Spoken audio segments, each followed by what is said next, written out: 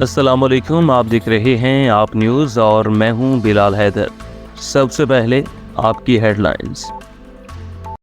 پڑیدر محمد سلیم کی رپورٹ کے مطابق معروف سماجی سیاسی شخصیت حاجی قربان علی ارائیں کی جانب سے صحافیوں کے اجلاس میں افطار ڈنر۔ صحافیوں کی قدر کرتا ہوں، صحافی معاشرے کی آنکھ ہیں حاجی قربان علی ارائیں۔ تفصیلات کے مطابق پاکستان پیپلز پارٹی کے سینئر رہنما اور معروف سماجی شخصیت حاجی قربان علی ارائیں نے پریس کلب پڑیدن کے صحافیوں کے اعزاز میں اپنی آبائی گاؤں میں افطار پارٹی کا اہتمام کیا، جس میں سینئر صحافی، کالم نگار، پاکستان پیپلز پارٹی کے کونسلر محمد شکیل ارائیں اور غلام حیدر عکاس، افطار احمد سیال، منصور حیدر اور قربان علی ارائیں نے کہا کہ صحافیوں کو میں قدر کی نگاہ سے دیکھتا ہوں۔ صحافی معاشرے میں اہم کردار ادا کرتے ہیں اور عوامی مسائل، عوام کے دکھ درد اپنے قلم اور کیمرے سے اعلیٰ ایوانوں تک پہنچاتے ہیں۔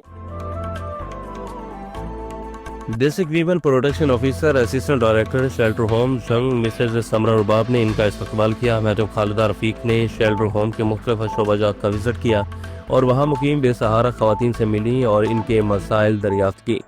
اسسٹنٹ ڈائریکٹر مسز سمرا رباب نے ڈویژنل ڈائریکٹر میڈم خالدہ رفیق کو شیلٹر ہوم کے بارے میں تفصیلی بریفنگ دی اور اس موقع پر ڈویژنل ڈائریکٹر میڈم خالدہ رفیق نے ہمراہ ڈپٹی ڈائریکٹر رائے عبدالشکور مارت اور بیگم عابدہ بشیر اور ایم پی اے مسز سمرا رباب کے شیلٹر ہوم میں مقیم بے سہارا خواتین کو عید کی خوشیوں میں شامل کرنے کے لیے ان میں عید کے تحائف تقسیم کیے اور نیک خواہشات کا اظہار کیا۔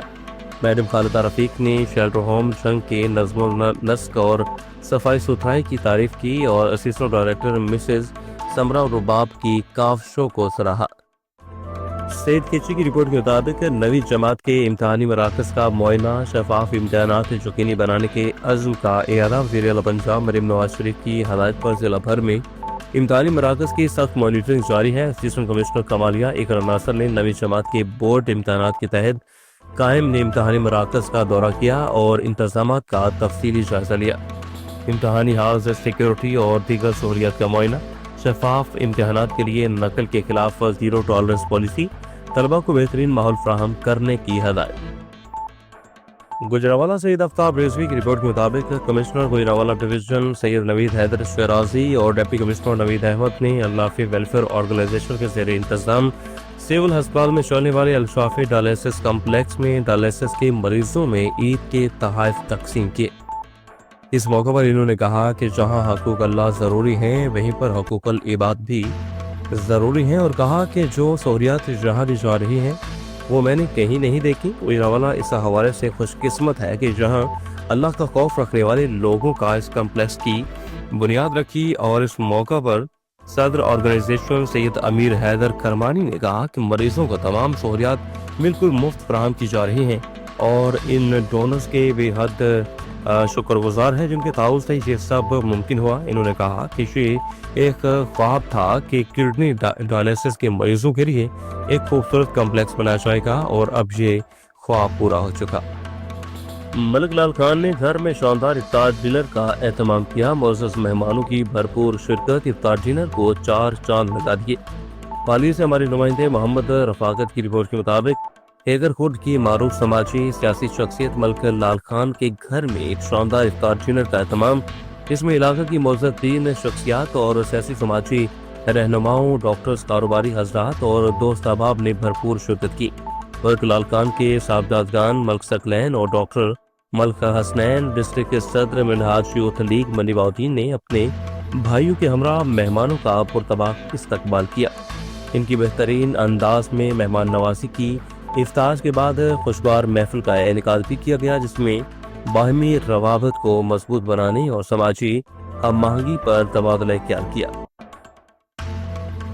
کمالیہ شہوار امین واہگہ سینئر سول جج سے ان کی بڑی بہن کی وفات۔ لاہور میں ان کی رہائشگاہ پر میاں Javed Iqbal advocate high court اور میاں مرید حسین مینیجر اسیٹ لائف لاریٹا کمالیہ نائب صدر international human rights movement Kamalia ضلع ٹوبر ٹیک سنگھ جنرل سیکرٹری قومی امن کمیشن برائے بین المذاہب نے فاتح خوانی کی اور مرحومہ کی مغفرت کے لیے دعا کی۔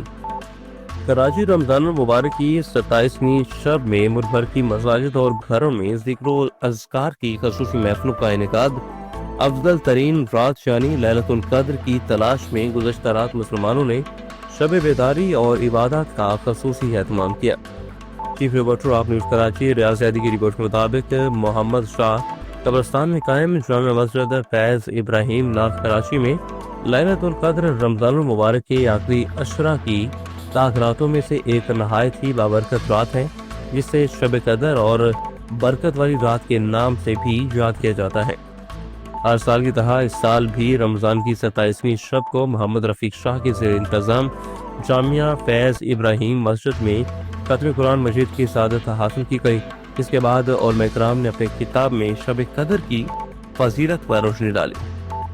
سیالکوٹ بیورو چیف محمد ندیم کی رپورٹ کے مطابق ڈی پی او سیالکوٹ نے پولیس ملازمین کے ساتھ افطاری کر کے پولیس ملازمین اور افغان کے حوصلے بلند کر دیے۔ سیالکوٹ ٹریفک پولیس اور سول ڈیفنس سیالکوٹ کی رمضان المبارک کے دوران ٹریفک ڈیوٹی کے موقع پر برینٹ ویلج شیل چوک پر افطار ڈنر کے موقع پر district police officer Sialkot Faisal Shahzad نے اہلکاروں کے ساتھ افطاری کی، اور اس موقع پر D S P traffic Sialkot نفری نے ڈی پی او سیالکوٹ کے ساتھ افطاری کی۔ ڈپٹی کمشنر محمد علی بہاری نے کہا کہ حکومت پنجاب کی ہدایت پر صحت کی سہولت کی بلا تعطل فراہمی کے لیے عملی اقدامات جاری ہیں۔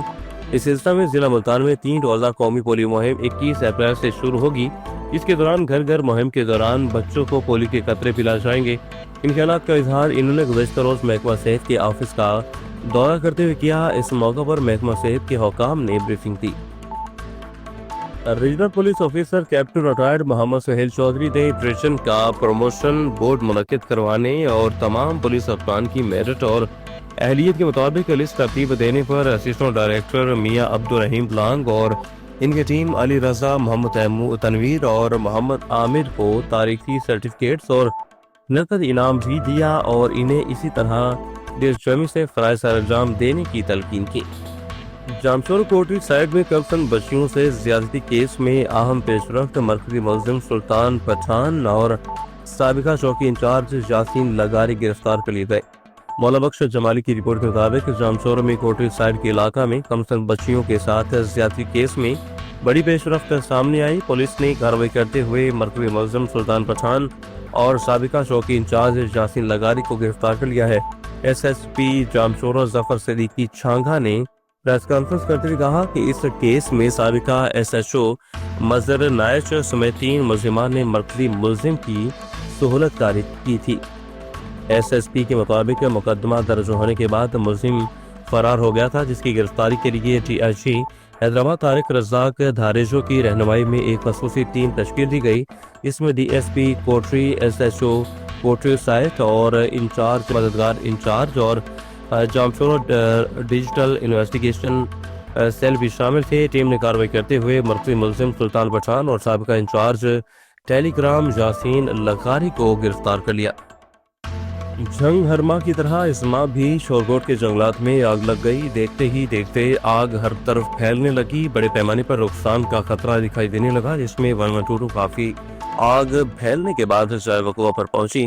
آگ بجھانے کی کوشش کرتی دکھائی دینے لگی۔ وہاں موجود آس پاس رہنے والی دیہی علاقوں کی عوام نے میڈیا نمائندگان سے بات چیت کرتے ہوئے بتایا کہ اس شورکوٹ کے جنگلات میں اکثر آگ لگ جاتی ہے، جو کافی جنگلات کے نقصان کا باعث بنتی ہے۔